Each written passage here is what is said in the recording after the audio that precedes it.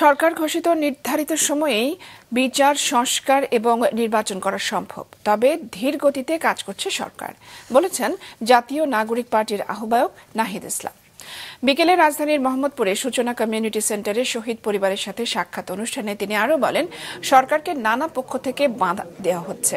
সংস্কার ও বিচার প্রক্রিয়া যারা বাধা দেওয়ার চেষ্টা করবে তাদের বিরুদ্ধে প্রতিরোধ গড়ে তোলা হবে। তিনি আরও বলেন, এই সরকার শহীদ পরিবার, আহত ও গণ অভ্যুত্থানে অংশগ্রহণকারীদের কাছে দায়বদ্ধ, তাই তাদের সম্মান নিশ্চিত করতে হবে।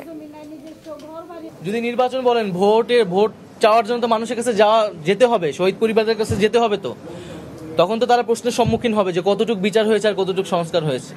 ফলে সেই কার্য অসম্পূর্ণ রেখে আমরা আসলে নির্বাচনের দিকে যেতে পারবো না। আমরা বলছি না নির্বাচন আপনি পিছান, বরং নির্বাচন নির্ধারিত সময় করেন, কিন্তু তার আগে অবশ্যই এই কাজগুলো করেন এবং সেই কাজগুলো আসলে করা সম্ভব এবং সেই পরিকল্পনা রোডম্যাপ জাতির সামনে উপস্থাপন করুন। আমাদের মনে হচ্ছে যে সরকার কিছুটা ধীরগতিতে আছে।